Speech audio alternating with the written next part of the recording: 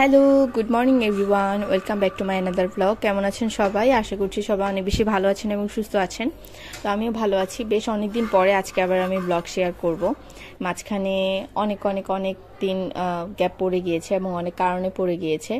আগেও আপনাদের সাথে অনেক হাইড অ্যান্ড সিক খেলেছি, হাইড অ্যান্ড সিক টাইপের কথাবার্তা বলেছি। তবে এবার খুব সম্ভবত কিছুদিনের মধ্যেই আমি আপনাদের সাথে সবকিছু শেয়ার করব।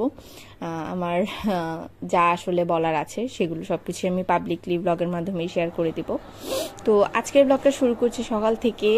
আজকে হচ্ছে রোস্ট রান্না করব, পোলাও রান্না করব। খুব খেতে ইচ্ছে করছে হঠাৎ করেই, আর রান্না বান্না করলে আমার মন ভালো হয়ে যায়। তো যাই হোক, আমার মন খারাপ নেই, আমি জাস্ট এমনি বললাম রান্না বান্না করলে আমার ভালো লাগে, সেজন্য ভাবলাম যে আজকে রান্না করব। আর আমার বোনও খুব খেতে পছন্দ করে আমার রান্না, সেজন্য আরও হচ্ছে আজকে এই রোস্ট রান্না করা।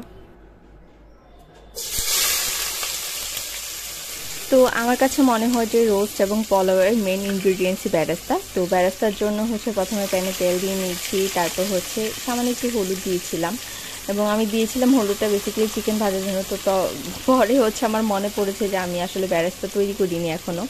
তো যাই হোক, সেই আগে তেলের মধ্যে পেঁয়াজগুলো দিয়ে নিয়েছি, যেহেতু হলুদ দিয়ে ফেলেছি তারপরও দিয়ে দিলাম, একটু হলুদ হয়ে যাবে আর কি বেরেস্তাটা।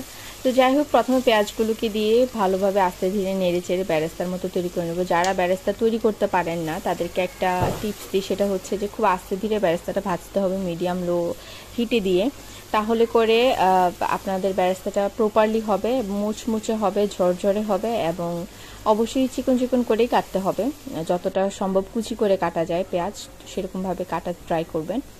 আর হচ্ছে আস্তে ধীরে করতে হবে, মানে হিটটা বাড়িয়ে দিলে হচ্ছে বেরেস্তা হবে না, পুড়ে যাবে এবং ভাল লাগবে না আর কি। এখানে দেখেন কত পারফেক্টলি বেরেস্তাটা হয়ে গিয়েছে। তো এখানে হচ্ছে রোস্টের জন্য আমি যা যা মশলা নিয়েছি সেগুলো একটু বলে দিই। বাদাম নিয়েছি, বাদাম বাটা দিই, এটা আমার সিক্রেট। বেরেস্তা করে দিই আমি, পেঁয়াজ বাটা দিই না। আদা রসুন নিয়েছি এবং অন্যান্য যত গরম মশলাগুলো থাকে এগুলো বাজারে আপনারা দেখবেন যে রেডিমেড কিনতে পাওয়া যায় গুঁড়াটা। তো গুঁড়াটাও আমি ইউজ করি, কিন্তু গুঁড়াটা পুরো গুঁড়ার উপরে আসলে ডিপেন্ড করি না রান্নাটা করতে। আমার কাছে মনে হয় যে একদম অথেন্টিক ইনগ্রিডিয়েন্টসগুলোকে যদি বেটে দেওয়া যায় তাহলে টেস্ট অনেক বেশি ভালো হয় এবং অনেক ভালো ফ্লেভার আসে। আমি সেরকমই হচ্ছে ভিজিয়ে রেখে একটু পানিতে ব্লেন্ড করে নিই, একদম ভালোভাবে ব্লেন্ড করে নিই।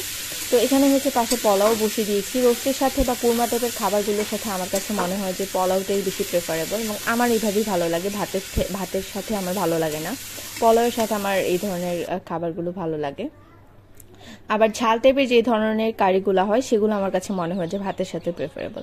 তো এখানে হচ্ছে আমি পোলাওগুলোকে ভালো করে ভেজে নিচ্ছি এবং হচ্ছে কিশমিশও দিয়ে নিচ্ছি। যেহেতু কিশমিশগুলোকে আগে থেকে ভিজাইনি, তাই আমি রান্নার মধ্যে দিয়ে নিচ্ছি যেন ভালোভাবে ফুলে উঠে।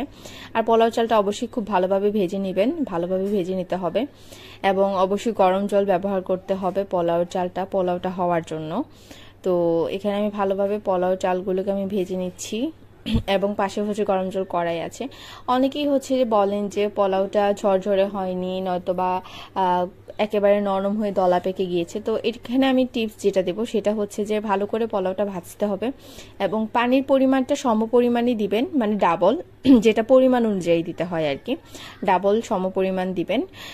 এবং সেটা দিয়ে হচ্ছে ভালোভাবে রান্না করে নেবেন। তারপর একেবারে 80% চালটা হয়ে গেলে 20%টা হচ্ছে দমে রেখে করবেন, তাহলে ভালোভাবে চালটাও ফুটে যাবে এবং পানিটাও শুকিয়ে ঝরঝরে হয়ে যাবে, দলা পাকার কোনো সম্ভাবনা থাকবে না।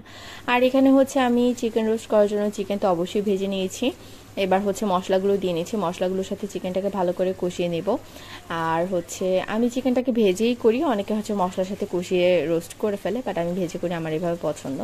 তো এখানে হচ্ছে আমার পোলাও হয়ে গিয়েছে, উপর থেকে বেরেস্তা এবং ঘি দিয়ে দমে রেখে দেব, এবং খুব ভালোভাবে হচ্ছে বেরেস্তা এবং ঘিয়ের ফ্লেভারটা মিশে যাবে এবং খুব সুন্দরভাবে চালটাও হয়ে যাবে, ঝরঝরে হয়ে যাবে। এখানে হচ্ছে এবার মশলার সাথে আমি চিকেনটাকে কষিয়ে নিচ্ছি।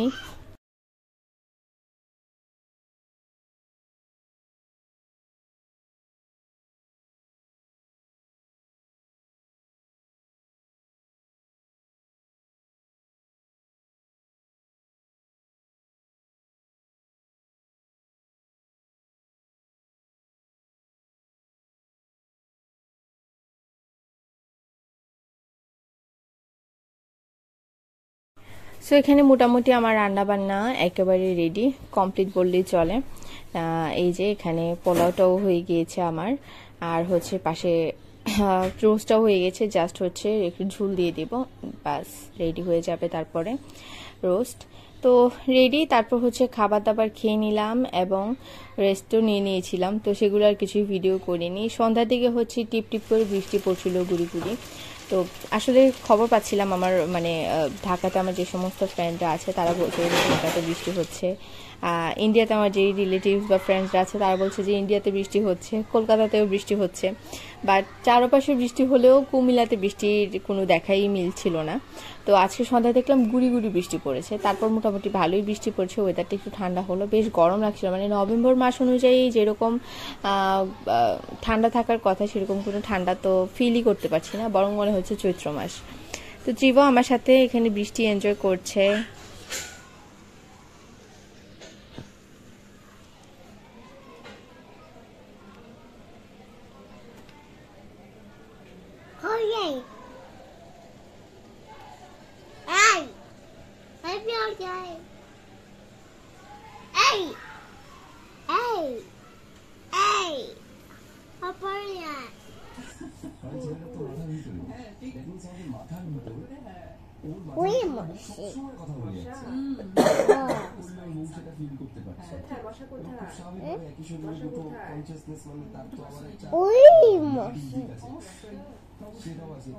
তো এই বাচ্চারা মশা মশা বলছিল, যাই হোক ওর মিমি মশা মেরে দিচ্ছিল, তো ওকে ঘুম পাড়িয়ে নিচ্ছি, যে দেখেন কিভাবে ওকে ঘুম পাড়াই, হাজারটা নাটক করতে হয় ঘুম পাড়াতে গেলেও।